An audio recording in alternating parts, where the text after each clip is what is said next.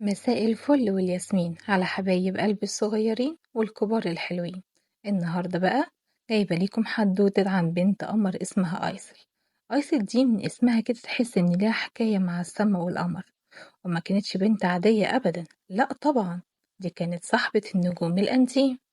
أيسل كانت عايشة في بيت صغنن ودافي كده على طرف مكان سحري اسمه وادي الفراشات المنورة. المكان ده يا حبايبي مش أي مكان، الفراشات اللي بتنور فيه كانت بتنور جامد قوي، أكتر من أي حتة تانية في الدنيا. وكان فيه ورد غريب كده بيفتح بالليل بس اسمه ورد الليل اللي بيغني، علشان كده بيطلع مزيكا وهمسات حلوة قوي لما القمر ينور عليه. كل ليلة كانت أيسة تطلع الوادي ده مش عشان تلعب وبس، لأ، دي كانت بتروح مخصوص عشان تسمع النجوم. أيوة، بتسمعهم. أصل أيسل دي كان قلبها نضيف قوي وودانها سحرية، بتقدر تسمع وشوشة النجوم، الكلام الواطي قوي والضحكات الخفيفة اللي النجوم بتقولها لبعضها في السما الواسعة. دي كانوا بيحكوا لها عن رحلات الكواكب البعيدة وعن أحلام العيال الحلوين اللي بتطلع السما وهم نايمين. لكن في ليلة من الليالي وأيسل قاعدة مستنية تسمع حواديت النجوم زي كل يوم، خدت بالها من حاجة قلقتها قوي. الوشوشة كانت واطية قوي والنجوم شكلها كان بهتان وحزين، كأن النور الحلو اللي بيطلع منها بدأ يطفي. صوت فيه قلق واستغراب. قالت: مالكم بس يا نجوم يا حبايب قلبي؟ ليه وشوشتكم حزينة النهاردة ونوركم بيقل ليه كده؟ لكن الرد مجاش من السما، لأ، ده جه من حتة قريبة قوي. فجأة ظهرت قدام أيسر فراشة منورة صغننة، بس ما كانتش زي أي فراشة في الوادي، دي كانت بتنور بنور فضي صافي زي نور النجوم. كان شكلها ملخبطة وخايفة. يا خبر، دي ما كانتش فراشة عادية، دي كانت فرفوتة، نجمة تايهة. الفرفوتة دي وشوشت بصوت واطي قوي زي رنة الجرس. الوشوشة وقالت ايه؟ الوشوشة النجوم ضاعت، خطفها جامع الصمت. عين أيسل وسعت قوي من المفاجأة والخوف. جامع الصمت؟ ومين ده كمان؟ وازاي يخطف وشوشة النجوم؟ فرفوتة النجمة حكت لها إن جامع الصمت ده مخلوق بيحب يقعد لوحده في مغارة ضلمة قوي ورا شلالات القمر المنسية، وإنه بيكره أي صوت عالي أو منور أو سعيد. عشان كده عمل شبكة سحرية معمولة من خيوط الظل وطلع بيها السما بالليل، وصاد بيها وشوشة النجوم الحلوة اللي بتلمع، وحبسها جوه فوانيس مطفية. والنجوم من غير وشوشتها وكلامها الحلو ابتدت تطفي وتفقد نورها وروحها.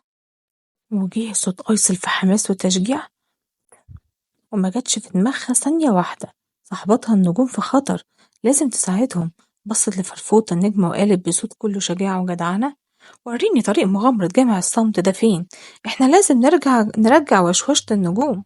أيسل خدت فانوس صغير كانت عاملاه من ورد الليل اللي بيغني، ومشيت ورا فرفوتة النجمة اللي كانت بتنور لهم الطريق وسط الشجر الكثيف وفوق التلال على جسر من خشب، ورايحين ناحية الشلالات القمر المنسية. أخيرا وصلوا عند شلالات شكلها يتجنن، ميتها نازلة فضية وبتلمع كأنها ستاير معمولة من نور القمر السائل. وورا الستاير دي كان في مدخل مغارة ضلمة وشكلها يخوف شوية. كل شجاعة أيسل خدت نفس طويل قوي وعدت من ستارة المية اللي بتلمع ودخلت مغارة جامع الصمت. جوه كانت الدنيا ضلمة كحل ومفيش أي نور غير نور خفيف قوي طالع من فوانيس متعلقة هنا وهناك، وجوه كل فانوس كانت فيه وشوشة نجمة مسجونة بتنور وتطفي بضعف وحزن. أيسل شافت جامع الصمت كان قاعد في ركن كده مديها ظهره، شكله لوحده خالص ومنعزل، ما كانش شكله شرير قوي على قد ما كان شكله حزين. أيسر فكرت، قالت يمكن هو مش وحش، يمكن بس ما بيعرفش يصاحب حد أو يسمع أصوات حلوة. أيسر قررت ما تزعقش ولا تتخانق، لأ، قررت تدخل عليه بالراحة والحنية.